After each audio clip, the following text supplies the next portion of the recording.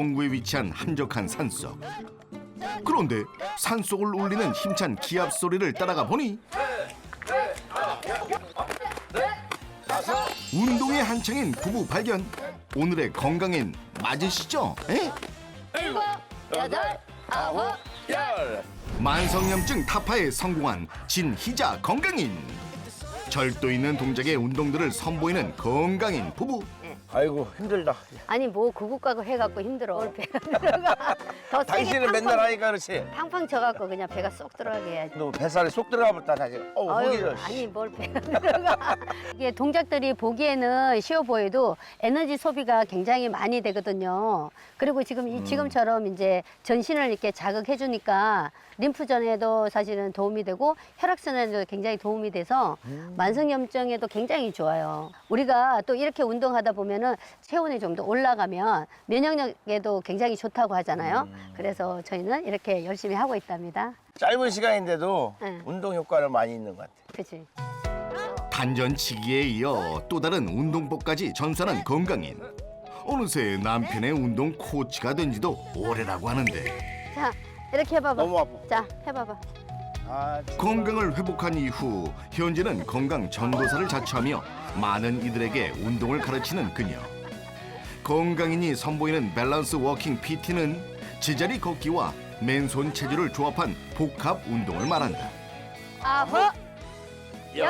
한 번 더. 하나. 그치. 저 같은 경우에는 지금 다시 사는 삶이기 때문에 건강 관리에 사실은 굉장히 예민할 수밖에 없어요. 제가 예전에 큰 수술을 2번이나 받았어요. 큰 수술까지 받으며 생명의 고비를 넘겼다. 목에 멍울 같은 게 만져져서 병원에 갔더니 갑상선 암이라는 거예요. 그때 제 나이가 30 초반이었고 젊은 나이에 암이라고 하니까 놀랍고 황당했는데 그래도 잘 이겨내면 된다고 생각을 했었어요. 근데 수술 후에 2년 반 6개월 지나서 다시 재발해서 갑상선암 수술을 2번이나 받게 됐어요. 근데 젊은 나이에 하다 보니까 또 집사람도 애들도 어린 상태에서 혼자 스스로가 이제 많은 거를 약간은 자포자기하는 것 같은 기분도 들고 애들한테 어떻게 해야 되나 미래에 대한 걱정이 엄청 많았어요. 그러면서 또 옆에서 보는 나도 안타깝고. 2번의 암 진단에도 가족들을 생각하며 일어섰던 건강인. 전화 대화 중에도 잠이 드는 극심한 피로감에 입술 염증 질환, 방광염 등으로 고생했던 그녀. 결국 염증의 방치는 암이라는 결과를 불러오고 말았는데 만성염증은 병으로 나타나기 전까지 뚜렷한 자각 증상이 없어서 더 무서운 건데요. 만성염증으로 인해서 생겨날 수 있는 질환은 무려 36,000여 가지에 달합니다.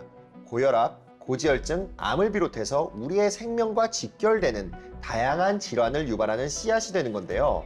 만성염증의 경우 급성염증과 달리 체내에 오랜 기간 동안 머물면서 혈관을 타고 퍼져서 전신에 문제를 일으키기 때문에 각별한 주의가 필요합니다. 실제 전신에 발생할 수 있는 각종 염증 질환은 암으로 진행되어 생명까지 위협할 수 있다는 것. 2번의 암을 겪어냈다고는 믿기지 않을 만큼 건강 회복에 성공한 건강인. 과연 갑상샘 암을 극복한 1% 건강 기밀은? 관찰 카메라를 설치하고 그 비밀을 지켜보기로 했다. 너 어디가? 운동하러 가려고. 운동을 한다더니 그릇을 들고 베란다로 향해 무언가를 꺼내는 건강인. 그 정체는 다름 아닌 소금. 소금을 들고 화장실로 이동해 미지근한 욕조물에 소금을 풀어주는가 싶더니 오라 그대로 욕조 안으로 직진. 가볍게 걷기 운동을 하며 몸을 풀어주고 본격적인 손뼉치기 운동에 돌입. 셋, 넷, 다섯, 여섯, 하나. 에너지를 가득 담은 힘찬 구령과 함께 제자리 걸음과 겨드랑이 자극 마사지까지 병행해 주는데 5, 6, 7, 8. 요즘 날씨가 쌀쌀하니까 외부에서 하면 좀 춥잖아요. 그래서 저는 이렇게 욕조에 물을 받아놓고 여기 물 속에서 걷기 운동도 하고요. 겨드랑이나 쇄골 같은 림프절을 쭉쭉 늘려주는 스트레칭이에요. 이렇게 하면은 이제 노폐물도 잘 빠져 배출이 되기도 하고 염증 관리에도 좋은 것 같더라고요. 여보, 운동하게 같이 들어와요. 알았네. 건강인의 호출에 자연스럽게 욕조로 향하는 남편. 시작. 하나 잡고 둘 스트레칭 쭉. 넷, 어설픈 동작이지만 그래도 열심히 따라해보는데 여섯 쭉. 이게 자주 하세요? 네, 저희는 시간 날 때마다 그래도 한 일주일에 한 번 정도는 꼭 하려고 해요, 같이는. 또 와이프가 또 건강을 위해서 맨날 하라니까. 예? 갈 때 가끔씩 따라합니다, 저는. 갑상샘 암을 극복한 건강인의 첫 번째 건강 기밀. 물속에서 즐기는 림프 스트레칭이었던 것. 어느새 찾아온 점심시간. 여보, 뭐 좀 도와줄까? 요거 야채 씻는 거 좀 도와줘요. 그 상추는 그 꼬다리 좀 이렇게 띄고. 자연스럽게 식사 준비에 동참하는 남편. 남편이 채소 손질에 한창인 사이. 건강인은 또 다른 요리를 준비 중인데 오늘의 메뉴는 타우린 성분이 풍부해 피로 회복의 일품인 오징어. 채소와 함께 볶아낸 오징어 채소 볶음에 이어지는 다음 메뉴의 정체는 뭐 만드시는지 이렇게 재료가 많아요? 저희는 쌈장 만들고 있어요. 그 쌈장을 일반적으로 그냥 먹지 않고 된장이랑 야채랑 여러 가지 넣어서 먹으면은 식감도 좋지만 짜지 않아서 좋아요. 된장 속 염분을 줄이기 위해 으깬 두부에 쌈장을 추가해 약불에 골고루 볶아낸 저염 쌈장까지. 그야말로 정성이 가득한 영양식단인데 어우, 음식이 너무 맛있겠는데? 그럼 맛있게 먹어요. 식이섬유가 풍부한 식품을 식단에 적극 활용하고 있다는 부부. 갑상샘 암을 극복한 건강인의 두 번째 건강 기밀. 저염식과 더불어 식이섬유가 풍부한 식단의 섭취였던 것. 각종 채소에 풍부하게 함유된 식이섬유는 제6의 영양 성분으로 인식될 만큼 각광받고 있는 영양소인데요. 최근에 한 연구 결과에 따르면 꾸준한 식이섬유의 섭취는 체내 염증 수치를 낮춰줘서 심장을 비롯한 전신 건강에 영향을 줄 수 있는 것으로 보고되기도 했습니다. 그래도 오늘 당신하고 이렇게 맛있게 먹으니까 좋다. 식사 후 자리에서 일어나 무언가를 챙겨오는 건강인. 여보, 이거 드세요. 먼저 먹었던 거구나. 까먹지 뭐. 익숙한 듯 사이좋게 서로 나누어 먹는 두 사람. 과연 그 정체가 궁금해지는데 대체 뭘 먹는 거예요?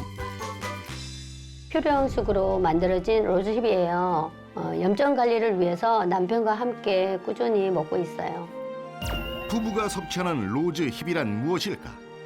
로즈힙은 장미가 피고 난 후 맺히는 열매로 부드러운 맛과 진하고 깊은 풍미가 특징인데 로즈힙은 미국 식품의약품 안정청의 그라스에 등재될 만큼 그 효능은 물론 안정성이 입증된 원료입니다.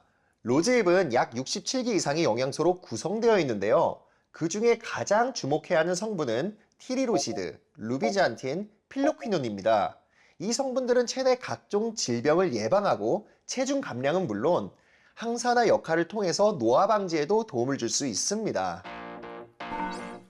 로즈힙 속에는 비타민C 성분도 풍부한데 그 양은 체리의 약 40배에 달하고 베타카로틴의 함량은 레몬의 약 783배 더 많은 양이 함유돼 있다고 한다. 유럽과 미국에선 영양식으로 즐기고 있는 로즈힙 퓨레. 그렇다면 로즈힙을 퓨레로 섭취하는 이유는 무엇일까? 로즈힙 속에 다량 함유된 필로퀴논, 항염증 효과로 혈관 석회화 예방에 도움이 되며 6주간 로즈힙 섭취 결과 수축기 혈압과 혈장 콜레스테롤 수치가 감소. 또한 로즈힙의 꾸준한 섭취는 내장 지방, 체중, 체질량 감소에 도움이 된다는 것을 확인할 수 있었다. 만성염증 관리를 위해 로즈힙을 꾸준히 섭취해온 건강인 부부. 다음 날 또다시 운동에 나선 부부.